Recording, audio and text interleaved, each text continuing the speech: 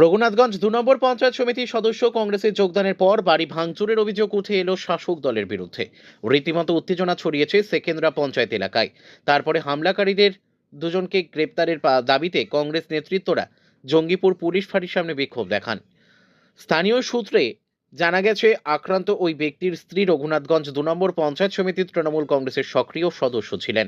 সম্প্রতি তিনি রঘুনাথগঞ্জের সাইদাপুরে কংগ্রেসের এক জনসভায় অধীর চৌধুরীর হাত ধরে জাতীয় কংগ্রেসে যোগ দেন। এই দলবদলের জেরেই সোমবার সন্ধ্যায় একদল শাসক দলের আশ্রিত দুষ্কৃতী তার বাড়িতে হামলা চালায়। ভাঙচুর করা হয় বাড়ির আসবাবপত্র, এমনকি পরিবারের বৃদ্ধ সদস্যদের ভয় দেখানো হয় বলেও অভিযোগ। ঘটনায় আতঙ্কিত হয়ে পড়েন ওই পরিবারের লোকজন। মঙ্গলবার সকালে ঘটনার খবর ছড়িয়ে পড়তেই কংগ্রেস নেতৃত্বের পক্ষ হতে তীব্র প্রতিক্রিয়া দেখা যায়। দলের কর্মী ও সমর্থকেরা জঙ্গিপুর ফাঁড়ির সামনে জড়ো হয়ে বিক্ষোভ শুরু করেন। হামলাকারীদের দ্রুত গ্রেপ্তার ও কঠোর শাস্তির দাবিতে ফাঁড়ি ঘেরাও করে স্লোগান দেওয়া হয়। বিক্ষোভকারীদের অভিযোগ, পুলিশ প্রশাসন প্রথমে বিষয়টি গুরুত্ব দিয়ে দেখেননি।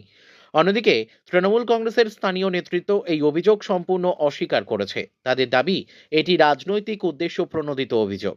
দলীয়ভাবে এই ধরনের হামলার সঙ্গে তৃণমূলের কোনো সম্পর্ক নেই বলে তারা জানিয়েছে।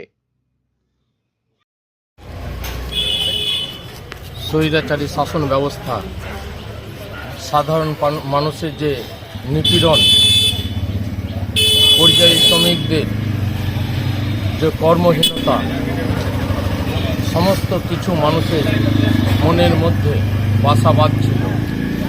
সেই জায়গায় দাঁড়িয়ে মানুষ সিদ্ধান্ত নিয়েছে যে তৃণমূল কংগ্রেস আজকে যেভাবে জঙ্গল রাজ কায়েম করছে, তার বিরুদ্ধে একমাত্র দেশকে এবং বিচার ব্যবস্থা, দেশের সংবিধানকে রক্ষা করতে পারে জাতীয় কংগ্রেস।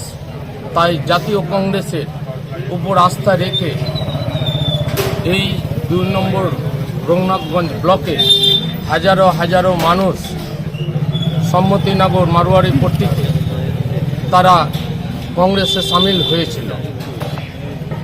তখনই আমরা আশঙ্কা করেছিলাম কংগ্রেসে যোগ দেওয়ার কারণে। আবার তার সাথে আমার এখানকার নেতাকে যেহেতু সরাসরি বলেছিলাম, আপনি তোলাবাজ নেতা, তোলাবাজি করতে আমি দেব না, আমার জীবন দিয়ে হলো এই বিধানসভাতে আমি লড়াই করে দেখিয়ে দিব আপনাকে। তার জন্যই তিনি আমার বাড়িতে লাগাতার সন্ত্রাস সৃষ্টি করাচ্ছেন পাবলিক দিয়ে, এবং তার সাথে প্রশাসন নিজেও থাকছে। প্রশাসন নিজে থেকে কালকে এই ঘটনা ঘটিয়েছে। আমরা বাড়িতে ডেপুটেশন দিয়ে এসেছি, যতক্ষণ ইলিয়াস চৌধুরী এবং মতিউর রহমান অ্যারেস্ট না হবে তার নামে আমি লিখিত কমপ্লেন দেবো। যতক্ষণ না অ্যারেস্ট হবে, যদি অ্যারেস্ট না হয়, প্রশাসন সঠিক ব্যবস্থা না হয়, না করতে পারে, আগামী দিনে আমরা জনগণ করিয়ে দেখিয়ে দিব।